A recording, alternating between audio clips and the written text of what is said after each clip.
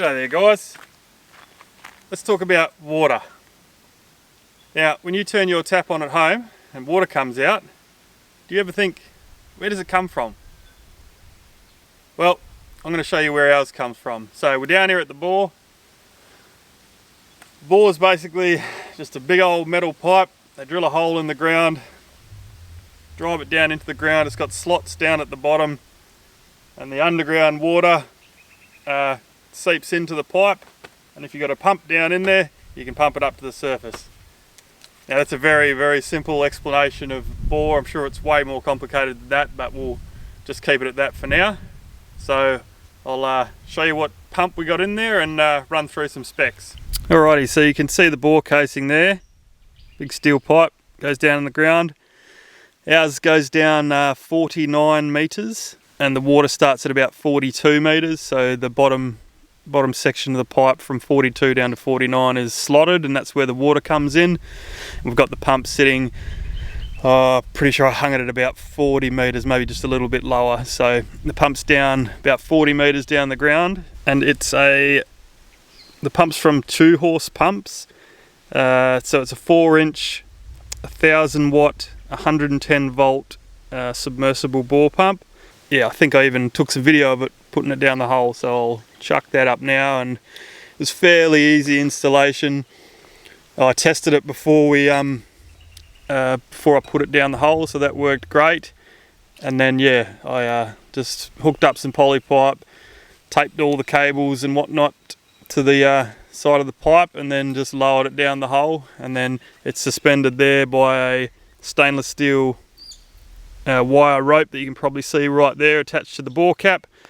So that's hanging on that weight so that the poly pipe doesn't take the weight of the pump hanging off the end of it.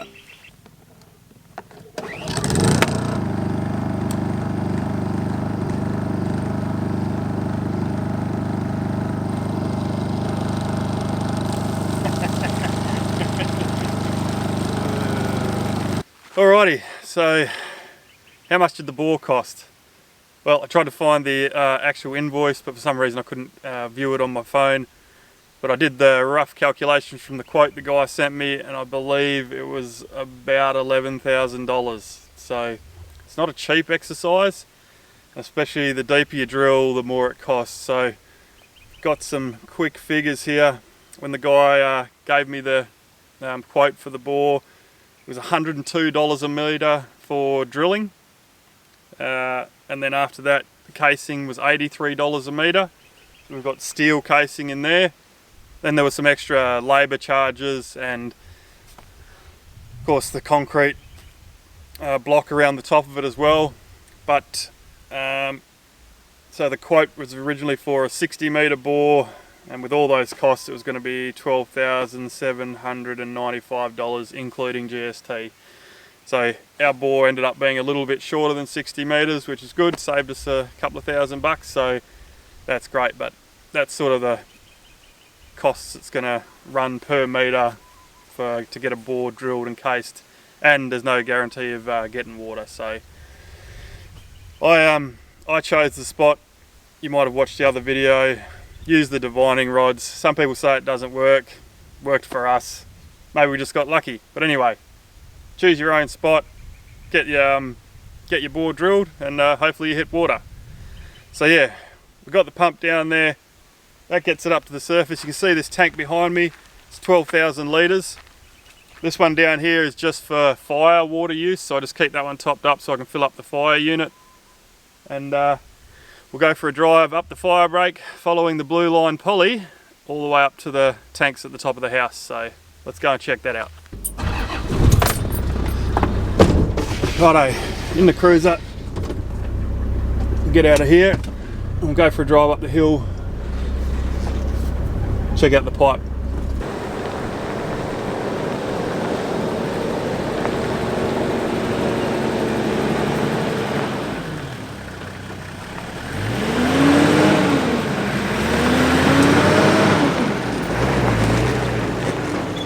Alrighty, so we're just chugging along up the fire break.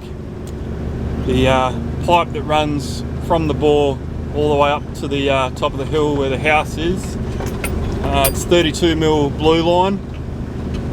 What else? It's I believe it's 700 meters, and it's about 30 meters in elevation from the bore to the top of the hill.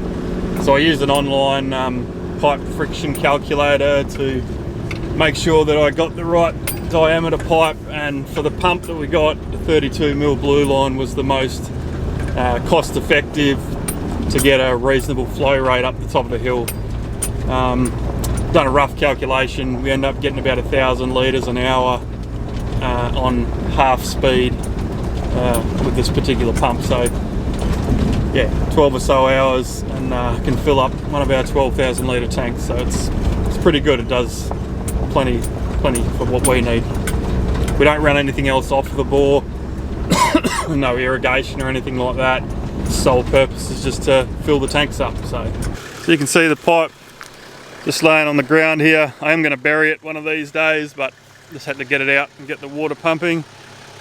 It's just running along the side of the fire break, gets up to the corner there, and then you'll see on the next shot the hill starts to get quite steep up there. And before I forget, I don't remember exactly off the top of my head, but it was about $1,400. I got 800 meters of blue line, so I've still got another 100 or so meters spare for any extra stuff up the top of the house, up the hill there that we want to do. But yeah, $1,400 and then a couple $100 in joiners and taps and whatnot. So here we go around the corner, and the camera doesn't do it justice. But yeah, this is quite a steep hill coming up here. Just knocked it back into first gear. We're in low range. I got the fire unit on the back, and the old cruiser's a bit sluggish, so there's a bit of a slow chug up this hill.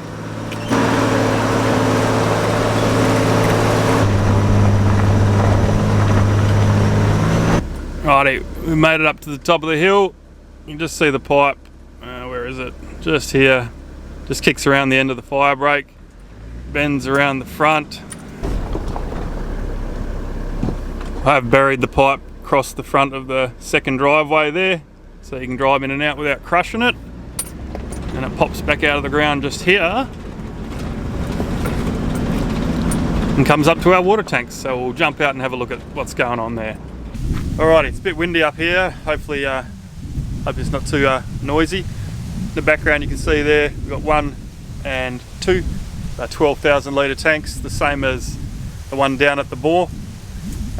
We moved these up here on the trailer, on the back of the cruiser.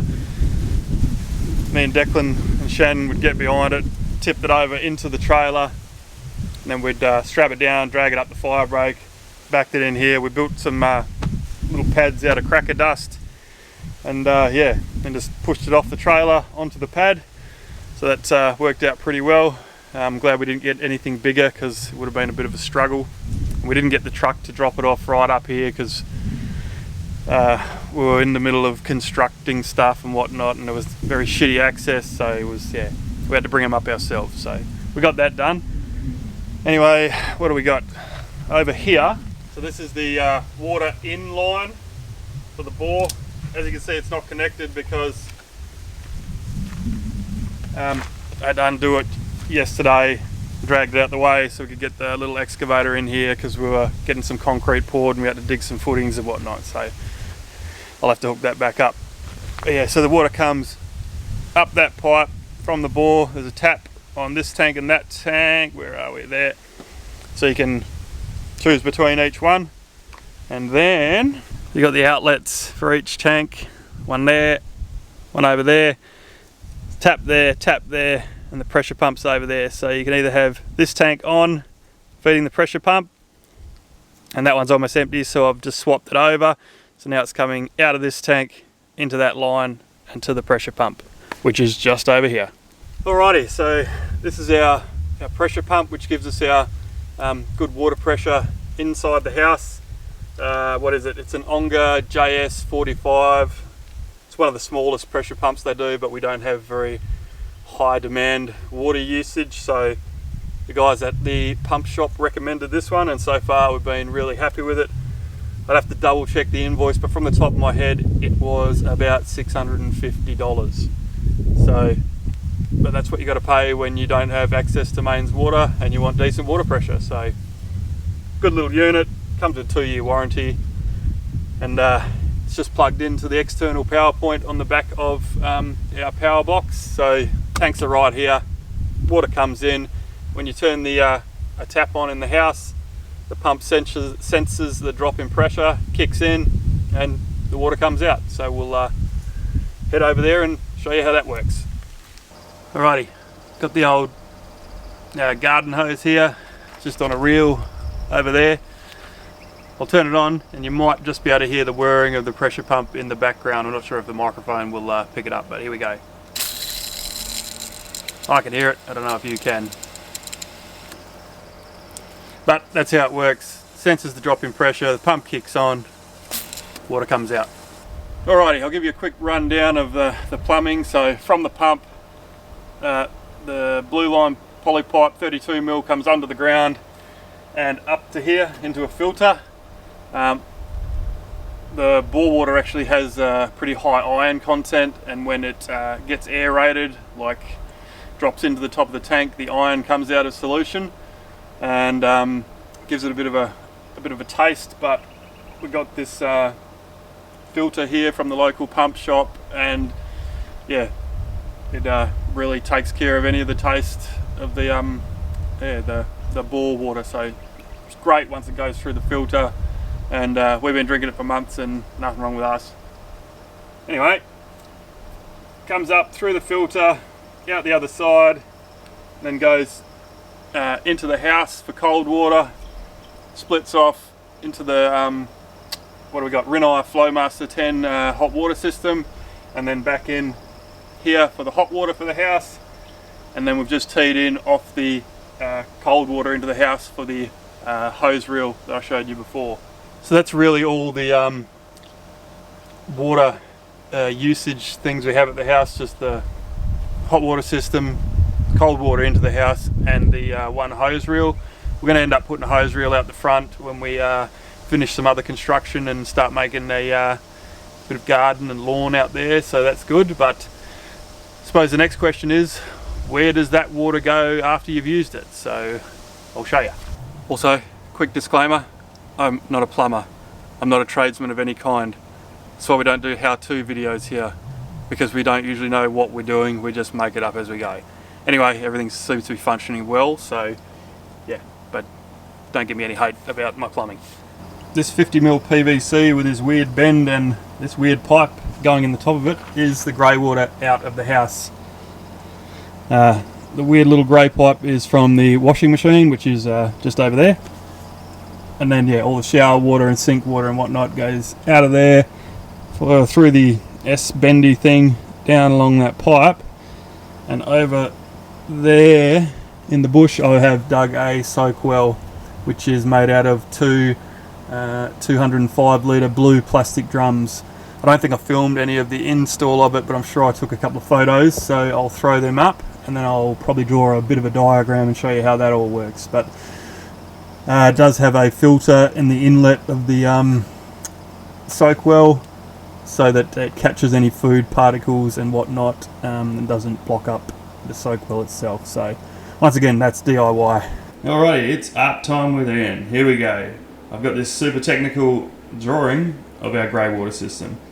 What we have here is 200 litre blue plastic barrels. The water comes in from the house via this 50mm PVC pipe in here, drops into this filter system right here, which is a 10 litre bucket that holds charcoal and some wood chips, and it just hangs off of that via the handle. Bunch of holes drilled in the bottom. So the water comes in, drops through the filter to catch any food scraps, and drops into the first barrel. The first barrel has got a bunch of holes drilled in the top section of it. So there's 150 litres of just solid barrel, and then the top 50 litres got holes drilled all around the outside. So if it gets up to here, it starts to seep out and into the gravel that's all around the two drums.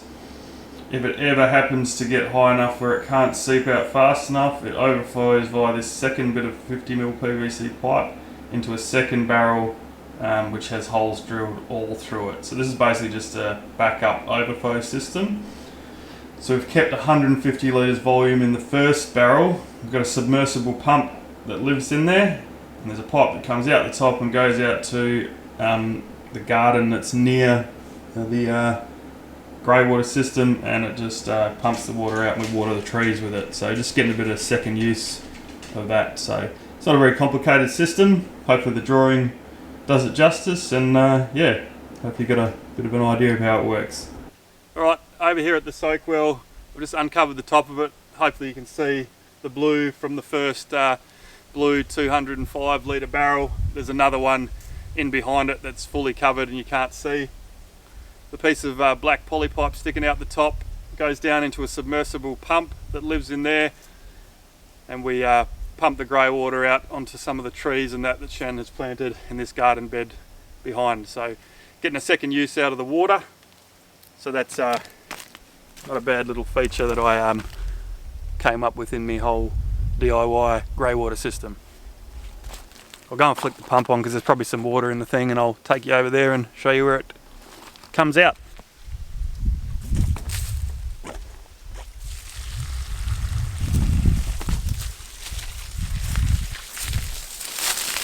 Alrighty, just flick the hose on.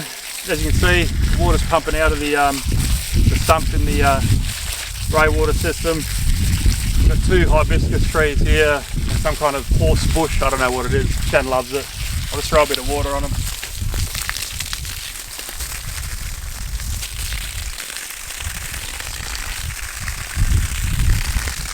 Should have made the pipe slightly longer because I can't quite reach this tree properly, but it'll be right.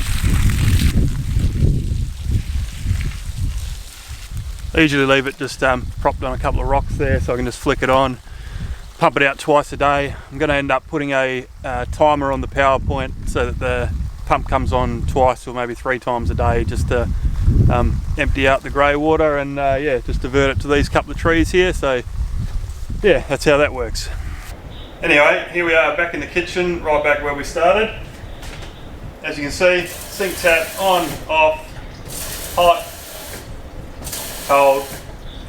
Like I said, all the waste grey water goes out to the outside and we reuse it again. So that's about that for how our water system works and roughly how much it costs. I'm pretty sure I went through over all the costs and whatnot, but if you've got any questions, just leave a comment down in the comment sections and I'll try and answer them. So there you go, that's our water system, and I'll take you for a quick look outside, show you a bit of concreting we got done yesterday. There you go, look at that. It's 10 by 4 by 100 mil thick, big concrete pad. I'm making a start on the patio, but that's for another video. Alright, we will see you on the next one. Catch you guys.